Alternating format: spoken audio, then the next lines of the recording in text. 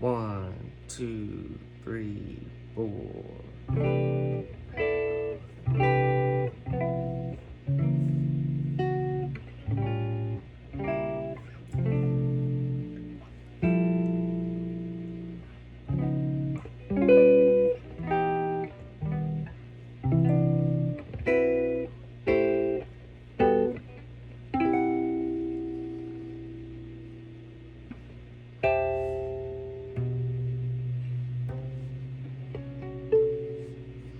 Alright, how's it going, everyone? Hope you're doing good.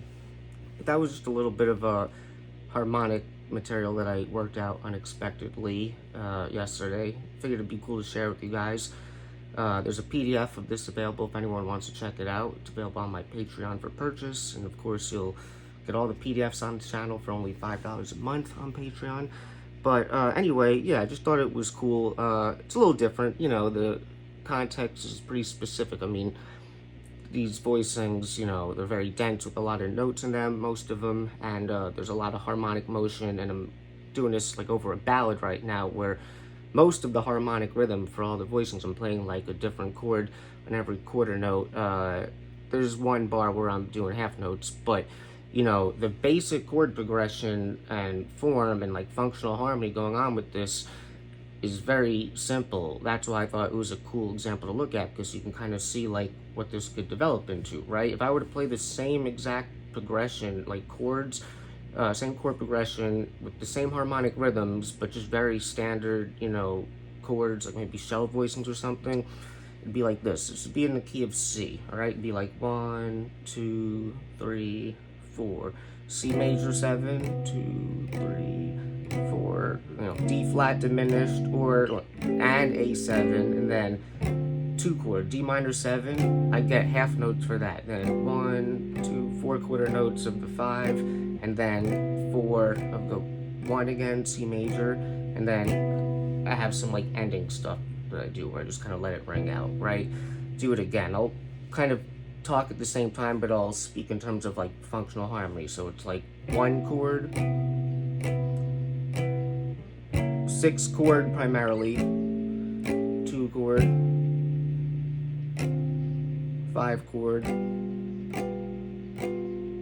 1 chord, right? Play the actual thing again so you can see how it compares. 3, 4.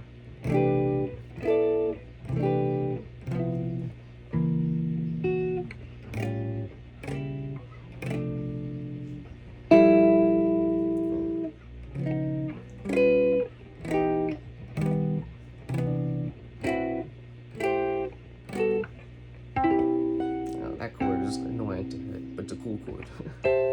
Alright, we'll talk about this a little bit too.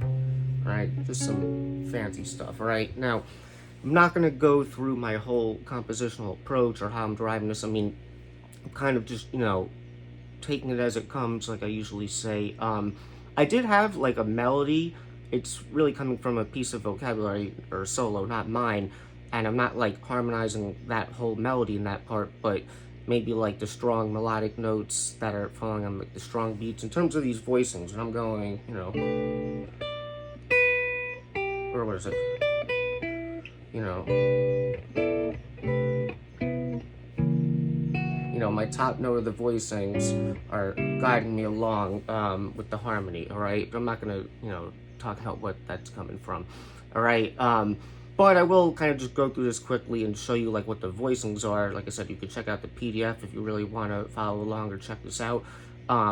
Anything that you're interested in or you don't understand, put it in the comments or let me know, you know, what's confusing or what you want to learn. But I'll just kind of go through this, you know, and you can do what you want with this. Like, this is free material that's pretty off the cuff. Just figured some people would like it and appreciate it, right? There's good stuff to learn from this because it's kind of like an etude, but it's very quick. It's just like one time through like a basic like cycle progression, like a 1, 6, 2, 5, 1 in the key of C. But because it's on the ballad, you know, and I'm switching chords basically every beat, you know, it gives you examples of like how you can move things around within each of those harmonies and get some perhaps, you know, more, I don't want to say sophisticated harmonies, but like, you know, it's dense, there's a lot going on, right? So the first measure, C major, you know, I'm playing this. What am I doing? If you think of like your basic C6-9 shape, but then you also add the major 7 on top, because I'm adding the major 7, the name of this chord to me becomes a C major 13 now. Right now after this, I play this, okay? Now I don't have a root C. If I kept that root, it would still be like a C major 13. It's also like a chordal shape diatonic to the key. You know, what's interesting about these two voicings for C majors, like, one way that you can kind of create motion that usually sounds good on a major chord, if you want things to sound like they're moving but not moving away, is to move between the major 7th interval and the major 6th interval of that, you know, in this case C major, between the voicings. All right, that usually sounds good. If one voicing has the 6th and then the next one you play is the 7th, it creates a nice motion. So in this case, I actually have both in both of these voicings, but they switched spots, because here the major 7 is there and it moves down to the 6. It also technically goes up to the 9th, because nothing goes up to that other than that, but from the perspective of 6 going to 7, you can also say this goes up to the 6, but I digress. All right, and then the major 6 in that first voicing over here is going up to the major 7 there, right? So because I have both, you know, they're just sort of switching spots, so it kind of creates motion, all right? And they're both technically the same chord, C major 13, all right? And then after that, on B4, this is just basic C major 7 shell voicing, right?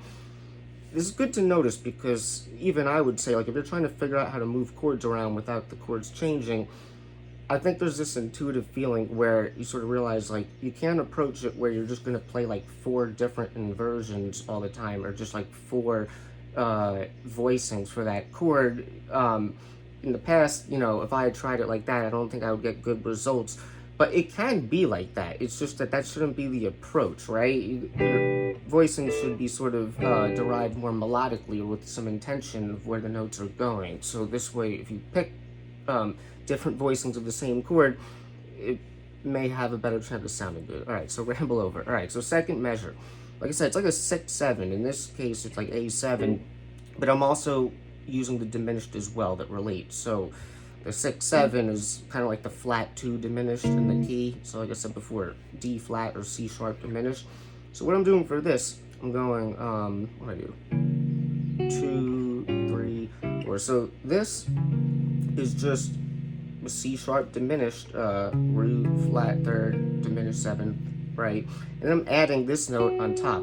If you're calling this the root, this would be the 11th. So it's like a diminished with a 11th in it, which is valid, okay? And this is the only time where I'm just sort of adding a note to a voicing on beat 2, like 1, 2, all right? And then the second half of this measure, it's more like the 6-7 here, just your stock A7 sharp 5, you know, A7 shell voicing with the sharp 5 on top, and then that same diminished, but a more stock shape, C sharp diminished 7th here, classic drop 2 shape. All right, so far, 1, 2, 3, 4, 1, 2, 3, 4. All right, now the next measure, the 2 minor chord, in this case D minor 7, this is the only measure where I only play 2 chords, play half notes. I might syncopate the second one like a Charleston, but same basic 2 feel. So first I play this. This is a stock drop 2 voicing for D minor 7. I'm playing it on this lower string set instead of these middle 4 strings. It's 3rd inversion of a drop 2, D minor 7, all right? And then I'm playing this. This I've talked about before as well. You can call this a basic F major 9 voicing, that's what it is. But this is the more stock shape if you think of like F major 9. If you take the 3rd and then the 9, you basically switch spots. So the 3rd will go down to the 9, and then the 9 up here will go up to the 3rd, but on this string, so you rearrange your fingers, you get that real nice chord. All right, F major or F major 9 is just the relative major of D minor, so it works as a D minor, right? 1, 2, all right. Next we have the 5 chord, G7, and I'm not gonna, like I said, go into depth with any of these things today, ask your questions, but I'm utilizing a lot of the tritone sub and the altered sound, basically going 1, 2, 3, is that? First is like your tritone sub of G7. This is like a D flat 9, just dominant 9. So what is that? Okay, then this is a G7 flat 5. I'm calling it flat 5 because I'm thinking of it as like an altered sound. Okay, this one I'm not going to explain. I mean, it relates to the augmented triad, but I'm not going to say anything else. E minor major 7. Okay, and then the last thing is a D sharp augmented triad. Okay, so it's like 1, 2, 3, 4. That's some cool stuff to use on a dominant if you're trying to create tension before resolving, create a lot of motion just within that one sound. There you go. All right. Next, we have the 1 chord again, C major. We have 4 quarter notes again. 1, 2, 3, 4. So what am I doing?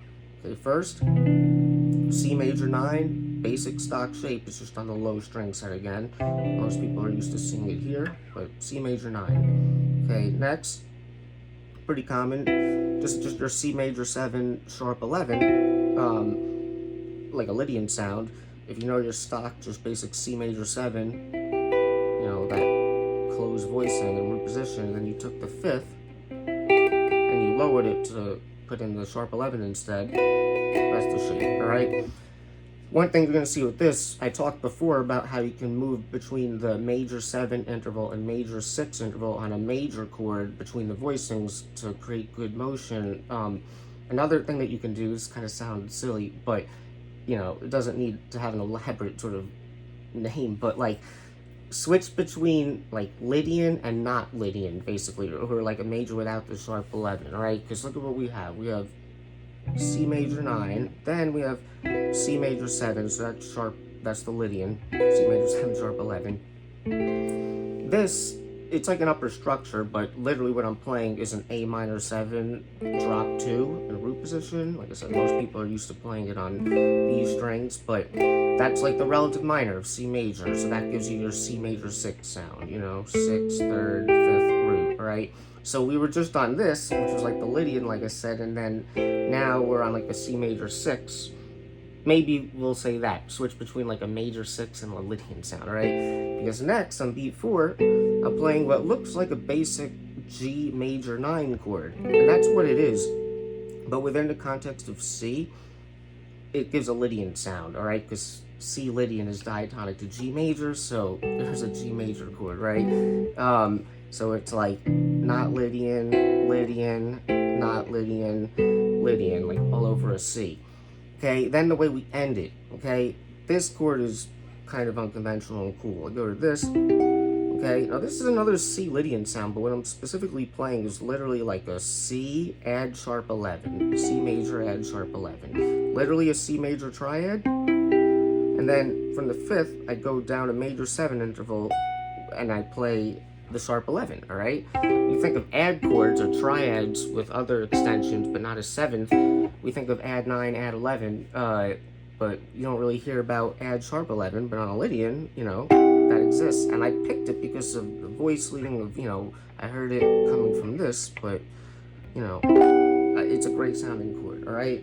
And then what do I do after that? Another C major sound, but I go away from Lydian. I kind of don't, because what I do, I play A minor 7 chord, like the top 4 strings, same thing as that, just 5, 5, 5, 5, all right? But in the bass, I put a B, all right? Now, if I played this in a more simplified way on the guitar, if I played A minor 7 over B, diatonic to C major, like this is basically like a B Phrygian, like modal sound or modal chord. It's still diatonic to C Lydian, but I'm by kind of going here next, it's like I'm tonicizing a different part of the key and, you know, giving a different sound, but it relates to the original context. You know, if I come from the Lydian, and then, you know, just kind of playing around with some cool stuff because I have a B in the bass there. Maybe I can get some dissonance. I add the C, and for a split second you hear both. And on top of the C, I put an F sharp minor triad, all right? Now, I'm not going to explain it, but it's like a way upper structure of like a George Russell Lydian type of thing, you know, over like a regular major sound in the lower register, even if I'm not playing it. Again, I'm not explaining it right now, so if you're interested in this type of thing, let me know in the comments. It also kind of voice leads nice between the last sound, like alright, you know, you may not think that this sounds like C major, but nice little vamp.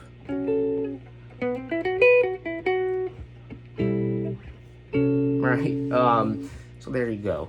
So, yeah, that's basically what I did. Like I said, you know, I think there's some cool material and things you can take out of this if you just sort of isolate it and then really go deep with it and try to add it to your own playing. All right, so like I said, this is pretty off the cuff. I just figured some people may appreciate this. So there you go. All right, so if you enjoyed the video, give it a like. If you aren't subscribed, please subscribe to the channel. And, you know, if you really want to support me, become a contributor to Patreon, where you'll get all the PDFs on the channel. It's always high-quality PDFs like this of nice-sounding musical examples, hopefully, that you would want to play and learn from. If you're interested in lessons or anything else, hit me up. I'm here to help. And that's it. So enjoy the rest of your day, and I'll see you guys in the next one.